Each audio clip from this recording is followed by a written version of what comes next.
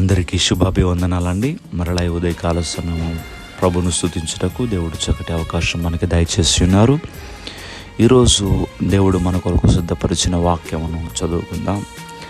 నీ వాక్యము నన్ను బ్రతికించి ఉన్నది. భక్తులు అంటూ ఉన్నారు, దేవుని వాక్యం మనల్ని బ్రతికిస్తాడంట.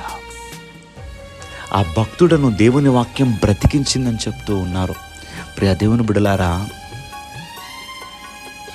లోకములో అనేక మాటలు మనం వింటూ ఉంటాం. ఈ లోక మాటలు మనం వినటం వల్ల మనలో భయం కలుగుతుంది, ఆందోళన కలుగుతుంది, వేదన కలుగుతుంది, రకరకాలైనటువంటి టెన్షన్స్ పెరుగుతాయి. ఏ మాట కూడా మనల్ని బలపరచలేదు, ధైర్యపరచలేదు. కానీ దేవుని వాక్యము మనల్ని బ్రతికించగలిగిన శక్తి కలిగినది. ఎందుకంటే దేవుని మాటల్లో జీవం ఉన్నదండి. ఆ మాటలను మనం బ్రతికించగలదు. నువ్వు కృంగిపోయి ఉన్నావా, ఆ మాటలు నిన్ను లేవనెత్తుతాయి. నువ్వు దిగులుగా ఉన్నావా, ఆ మాటలు నిన్ను ఓదారుస్తాయి.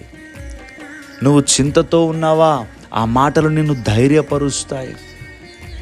ఆ మాటల్లో అంత శక్తి ఉన్నది. కనుక ఈ ఉదయకాల సమయము ప్రభు మనతో మాట్లాడుతున్నారు. దేవుని వాక్యం మనల్ని బ్రతికించగలిగిన శక్తి కలిగినది. కనుక దేవుని వాక్యమును చదవటం మనము అలవాటు చేసుకుందాం. దేవుడి మాటలు దీవించునుగాక. దయచేసి ప్రార్థన చేసుకుందాం. ఆశ్చర్యకరుడా, మీకు వందనములు.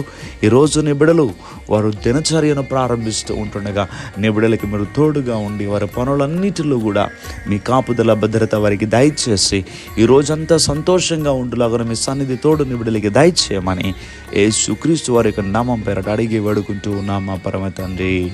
Amen, amen, amen.